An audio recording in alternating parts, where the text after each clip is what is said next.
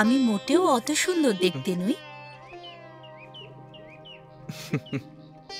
আমার চোখ দিয়ে দেখো, তাহলে ঠিক দেখতে পাবে।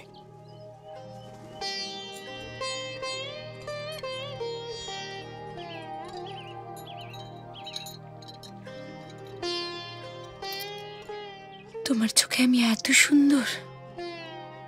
সেটা তো তোমার অজানার নয় ছায়াদেবী।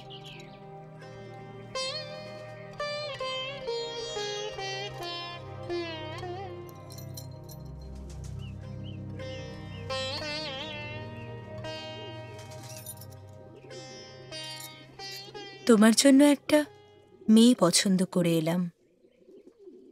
বাহ, তাহলে তো তোমার একটা বড় দুর্ভাবনা গেল। তা কোথায় পেলে? ও পাড়ার মিতির বাড়িতে। বামুন হয়ে কায়েতের ঘরে গেলে? কায়েতের ঘরে কি মানুষ থাকতে নেই? মেয়েটির মাও বাড়িতে রেঁধে খেত। শুনেছি মেয়েটি ভালো। মনে ধরে তো ঘরে আনো। আমি কি এমনই হতভাগা যে রাজ্যের ভিখিরি ছাড়া আমার আর অন্ন জুটবে না? ভিখিরি কুড়িয়ে আনা কি তোমার নতুন কাজ? আবার কই দেখি দেখি মুখখানি। ছায়াদেবী, আমি না কতবার বারণ করেছি তোমাকে এই কথাটা ভাবতে। লক্ষ্মীটি, একবার যাওই না, একবার গিয়ে দেখে এসো। আমি নিজের হাতে তোমাকে সাজিয়ে দেব। তুমি সত্যিই চাও? চাই তো। একবার গিয়ে দেখে এসো।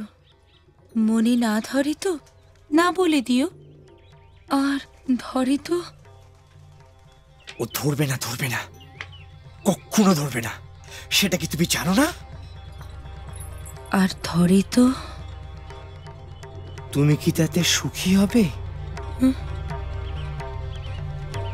বারে হব না।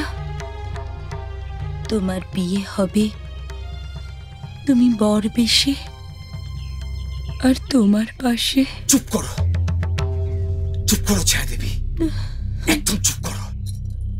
কি নিষ্ঠুর তুমি! আমাদের সম্পর্কের কথাটা তুমি কি একটি বাড়ির জন্য ভাবলে না? অন্তত আমার কথাটা তুমি ভাবলে না?